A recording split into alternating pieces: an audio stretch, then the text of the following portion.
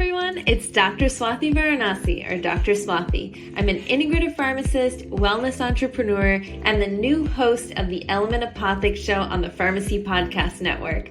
We'll be diving into the science behind everything health, wellness, and healing. Tune into our first episode airing on Wednesday, February 22nd. See you there.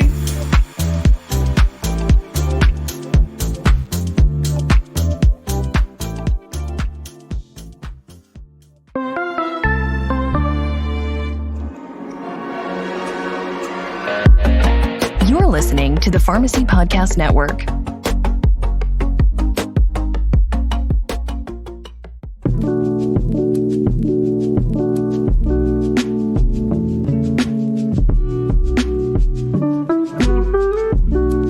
Beyond the SIG is a podcast that the Pharmacy Podcast Network built with the Pennsylvania Pharmacists Association. A shout out to that group. My home Pharmacy Association, because I'm out of south of Pittsburgh, and a project that Dr. Joni Carroll brought to the Pharmacy Podcast Network through Beyond the SIG was a project around the stigma surrounding opioid use disorder treatment. And a 7-part podcast series came out of this called Let's Talk Stigma. It's an opioid podcast mini-series. Extremely well done, something that we were so proud to be a part of. And on top of that, this podcast series provides 1.5 hours and soon to be a little bit more than that. It'll be more like 2.25 or 2.5. I have to do my calculations. And it will provide pharmacists and pharmacy technicians podcast content that will be used and can be used as podcast education and continuing education. I have 2 guests today that I want to talk to about the series, the development of the series, as well as extending pharmacists throughout the nation as leaders in opioid use disorder treatment and dispelling the stigma that surrounds that really keeps our patients behind walls and barriers from continuing with their treatment, whether that's shame or not partnered with the right organization or getting internal help. I want to welcome Alyssa Khieu. She is with the University of Pittsburgh Pharmacy School of Pharmacy. She's a P2. And Dr. Logan Kissell. He's a clinical pharmacist at Hometown Pharmacy. I am thrilled to have you both. Welcome to the Pharmacy Podcast. Thanks for having us. Thanks for having us. Logan, I was excited to hear you're part of Hometown. This has been a Western Pennsylvania pharmacy entity for quite so many years. You've helped so much of your community. What attracted you to working with Pennsylvania Pharmacists Association, Pittsburgh, University of Pittsburgh School of Pharmacy, Duquesne School of Pharmacy that participated in this? What was it about Let's Talk Stigma in this series that got you involved? Yeah, so it originally started out as my residency research project when I was a resident at the University of Pittsburgh School of Pharmacy and Rite Aid Pharmacy.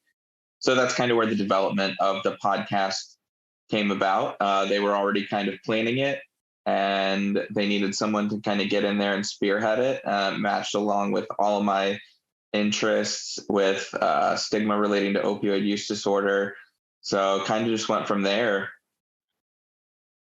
It was great that the CDC grant provided funding by the Allegheny County Health Department to both schools of pharmacy and the PPA to partner together with our publication and amplification through social media, through all of our podcast streams, and really helping HCPs, pharmacists, physicians, nurse practitioners, nurses, specialists to really understand and help reduce stigma around opioid use disorder among pharmacists and technicians and physicians. You know, Alyssa, I wanted to come to you because you're the future of pharmacy. Based on this series, what more can pharmacists do to help dispel stigmas? Well, I think the most important thing is just viewing every patient as a person and recognizing that opioid use disorder is a disease state and it's like a chronic condition. And I think that we often don't think about it that way. And I think even like some of my classmates and stuff and like people in like my generation like still like think that opioid use disorder is like a choice. And it's like you make the choice to take opioids and then like it becomes opioid use disorder, but it really isn't. And I think that like this podcast and talking to professionals on the podcast really helps people understand more that it's not someone's choice to become addicted to something, and it really is a chronic condition. And only when healthcare providers are able to see it that way will we really make strides in reducing stigma and getting true care for people. I applaud you, Alyssa, in thinking that way. Logan, when you're working with physicians, you're working with other pharmacists, definitely with nurses, the teams that are in place. Where's the breakdown, in your opinion, happening where stigma sets in that kind of knocks us off track and keeping focused for that patient on that treatment? I think it varies per relationship, per patient, and per healthcare team. Personally, I've seen it. I've been, I was a student, worked at a few different places to a few different areas. And I think it really just depends on where it is at that exact moment. I mean, I've seen it from a physician standpoint. I've seen other pharmacists have the stigma, technicians. I've even had patients see the stigma within themselves. So honestly, it's very specific and specified per interaction, I would say. This series really does a great job unpacking what is stigma, why it exists, episode 1. Then we get into defining the disorder as a chronic disease. And we actually hear from patients that experience stigma, that experienced how they were made to feel in when they're seeking treatment, which is the worst. I can only imagine the guilt that they have just in starting treatment without anyone else throwing quote unquote shade their way or even a facial expression or something. Then we get into interpersonal stigma and intrapersonal stigma, which we start directing questions and the why and unpacking this. But what part of the series, Logan, did you kind of think was the most important in really unraveling the multiple parts of what is stigma and coming up with ways to check ourselves? Because the very first thing I did, Logan, was re-listen to the series and say, did I ever make any assumptions? Did I ever do something to the patients that I was in contact with? I spent 4 years in opioid use disorder treatment with an organization called New Season, and I worked with pharmacists to find those patients that were dealing with multiple issues, not just OUD. And there was some judgment that I picked up on in my beginnings that I would look at someone and say, you could have chosen not to do this from the get-go, not even knowing their story, finding out that they had knee surgery, they were subscribed, Oxycontin, and the next thing you know, it spirals out of control because everybody's genes are just slightly different. You could be tuned in faster than someone else. And they said, we became addicted. Our physicians stopped writing us for the prescription. And what were they to do? But they went to the streets or they did something else in order to try to come to terms with now being addicted. Logan, what was it about the series that you were most passionate about? And what can you point out about what we could learn together on this series? I think definitely the most important thing, even learning myself as I was going through the recording process and the interview process, I think the most important thing that I saw and also heard from many different people was like seeing it as a chronic disease state, because that's what it is. I mean, if you can learn about naloxone and different harm reduction treatments and medications for opioid use disorder. But if you aren't seeing that it is a chronic health condition, you're not seeing the full picture. Those judgments are always going to be there. And I think that's the episode that we talk about language as like using clean and things like that. And I think the language is probably one of the biggest things. And it's something that I think everybody can kind of catch themselves on. So someone who is addicted to opioids versus an addict. I mean, those two different things have completely different meanings. So I think that language and looking at it as a disease state is probably the biggest thing. Alyssa, what about language do you think is important as a future healthcare provider, not only with opioid use disorder, but other patient engagements, other people engagements? What's your thoughts around language? I think just generally language and how we choose to refer to people is so important in creating relationships with patients where patients feel like they can trust us and they feel respected and heard. I think one thing that we're trying to do a lot more now in healthcare in general is just using person-first language for any disease state. So referring to someone as someone who has diabetes instead of a diabetic. And always making sure that we're putting the person first because we're treating the person, we're not treating the condition, and the person will always be our priority in the situation. And I think it gives it allows patients to feel more connected to us, as well as that they're, like I said before, being heard and being respected and seen as like a whole person and not just their disease state. I was thinking about what you were saying, Logan, and something I want to go back to is your personal experience. When did you notice in practice in your residency or as a student that there was a stigma issue? Oh, I think you noticed it right away. I think pretty much the very first time you're working with anybody in that patient population, even just if they're dropping off a Suboxone script, I think immediately it's kind of all around you. I mean, the language, the body language that people have, I don't know. It's you just kind of know right away. I think it was probably like I noticed it the first time that somebody dropped off a Suboxone script at the pharmacy that I'd interned at. And it was just because I didn't know at the time what Suboxone was even for.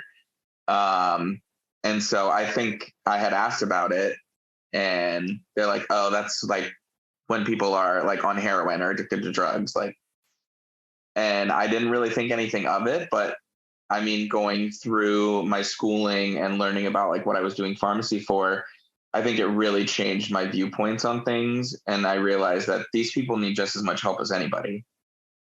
And that's why I went into pharmacy and why I did what I did, so that I would be able to make a difference. Logan, how did you get Duquesne University and the University of Pittsburgh and the Pennsylvania Pharmacists Association? How did you get them involved in helping to support this project?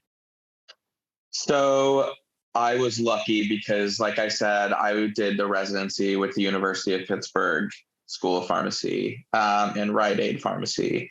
And so that was kind of already set up with the grant from the CDC and in association with the Pennsylvania Pharmacists Association. So I can't take credit for getting any of that on board because it was kind of already there. I tell you what, it's a testimony to a team of people coming together. A shout out to Dr. Joni Carroll that was a facilitator and kind of ringing us all together to bring this series to us. You know, this series taught me that it's very possible to build meaningful, patient-engaged content that could be used to supplement primary education. So if you're doing lots of reading, and I'm thinking of you, Alyssa, because of you're right in the middle of becoming the next gen pharmacist out there. You are learning in ways that I definitely didn't learn when I was back in school, high school, college. I got my degree in business administration, human resources, and I had no dynamic content that I could refresh my primary learning through using podcasting as a way when I'm jogging or driving to really listen to something that's meaningful and not just done because maybe it's the cool thing to do, because podcasting is becoming much popular today. And that's what really impressed me about this project, and the two schools coming together to support each other and to support not only the voice talent in you, Logan, but also our patients and making them feel safe enough to come and share. Alyssa, what did this series teach you that you could apply to other conditions, other chronic conditions, other things that may feel a patient feel ashamed or feel that they can't open up to a pharmacist? What did the series teach you there? I think just in general, like we were talking about the language we use is so important when we're talking to patients, when we're referring to patients with other people. And I think, like as you were saying, there's so much stigma associated with so many other conditions. And just like with opioid use disorder, there are so many underlying causes and reasons for other disease states and conditions that we might not even know, or we might not have the full picture of. So just seeing the patient first as a person and not making any prior judgments before meeting them or assuming anything, I think is really important. And this series really reinforces as well.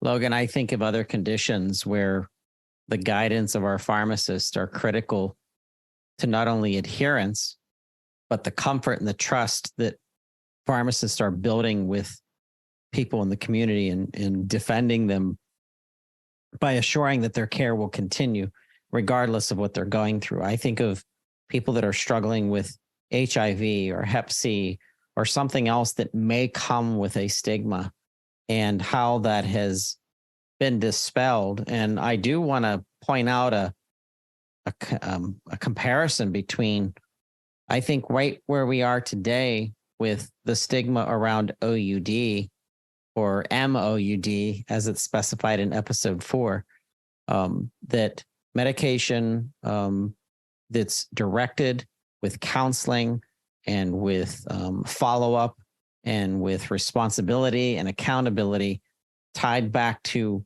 another condition. If that pharmacist is constantly showing the respect to the patient and showing the education that the pharmacist brings to the patient to assure them that what treatment they're going through is in their best interest with the partnership between physician and pharmacist, it takes away the stigma right from the get-go that we are working to have you live as best possible in the condition that we're dealing with. And it brings science. And I always feel like science is like a common denominator, that science doesn't judge. It's facts, it's figures, it's planning. And the pharmacist's intelligence and knowledge of how medications are going to interact with our bodies brings another layer of trust.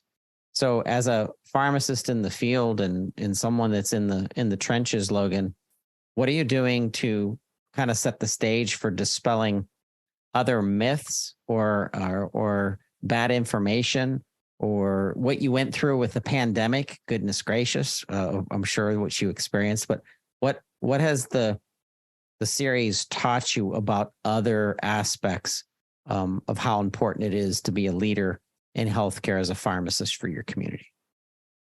I think that it definitely helped to give me a lot of tools to build really close relationships with my patients, those with opioid use disorder as well as with other chronic disease states. But a lot of the times I will say, like your patients who are maybe on Suboxone, a lot of the times those prescriptions are given like a week at a time. So they are keeping accountability. The pharmacist is keeping accountability, and so is the physician. And I'm able to kind of have a conversation with them, just about like their life and how things are going. And I feel like that has helped my patients as well as my technicians and people that I work closely with to see me as a leader and see me as somebody that they can talk to, and kind of, I guess, just see me in a different kind of light. But like I said, a lot of those patients are coming in on a pretty regular basis. And I mean, ask them about their week. How's work going? How are things going and things like that? Oh, how's your girlfriend? Like, how's she doing? So yeah, I think that just being able to learn and do these interviews from all of these podcasts has really helped me to grow in a leader in that way. And just being more personal with every patient that I interact with. Alyssa, what are you sharing with other fellow students who are curious about the condition, opioid use disorder, but then, how are you using the series to help them understand that this is a major condition? It needs to be taken seriously. It needs to be surrounded by multiple people. Someone on the patient's team that might be a family member or a friend, the physician, the pharmacist, sometimes a specialist, sometimes a nutritionist. But what are you sharing with up and coming future pharmacists about this condition in the series? Well, I think it's really great. Our school has the series incorporated into our didactic curriculum. So later in our P2 semester, we're able to share the podcast with our class, and then we have supplemental material that they'll go to community sites and talk with their community sites about what they learned in the series and the importance of language and all of that stuff. I think that we still have like a lot to learn and a lot to go still. And I think just like every day, like with like our classmates and stuff, it's like important to like recognize when you're using like harmful language, even if it's just like casually, because I think we all do that as well, like unintentionally, casually, not just in clinical or patient settings, use harmful, stigmatizing language. And I think recognizing how we're viewing everyone as patients is really important. And recognizing even unintentionally, even when we're not in a school setting, seeing how we're reacting to situations around us, reacting to people who could be future patients one day, or be in a situation that could be similar to a patient that we have one day, is really important. And I guess calling people out when like they do something that is stigmatizing, or they are using language that is stigmatizing. Yeah, did that kind of answer that? Yes. Okay. Think of the perception of our young leaders, and you always bring something new to the table to present information, to present feelings, which play back into how we can be sincere and empathetic for other people's sufferings, and then be there and like Logan said, building a rapport with them and knowing them as people. And as soon as you start building that rapport, it starts to disintegrate those little stigmas that we might have or do or say and not realize we're doing it. But the faster we can establish that kind of respect and care, the better. And I think this Stigma, Let's Talk Stigma podcast series lays it out in succession with so many testimonials that it lets our healthcare providers, our pharmacists, hear it directly from people that went through it. So that's why I think this series is just so wonderful. So, Logan, thank you so much for the amazing work and the time that you put in to helping to build this out. And Alyssa, the torch has been passed to you. So bravo to you that you felt responsibility, you felt empowered to pick this up and to continue to outreach and teach and serve and share. So I want to thank you both for sharing today. Absolutely. Thank you. Yeah, thank you so much. For more information on Let's Talk Stigma, as a matter of fact, you can go to Google and put in Let's Talk Stigma, PPA, and it brings up the 7-part series. We will have updates ongoing. If you're interested in helping us to develop more content around this condition and the grip that it has on our nation as pharmacists, please reach out to the Pharmacy Podcast Network. We will be coming out with new series around opioid use disorder, treatment, technology, sharing, networking, in order to empower our pharmacists and our physician teams to help more people that are dealing with this condition. I want to thank the Pennsylvania Pharmacists Association for your leadership. I want to thank Duquesne University and Pittsburgh University School of Pharmacy. Amazing people to work with. Thank you so much for everything you do. You are our favorite providers.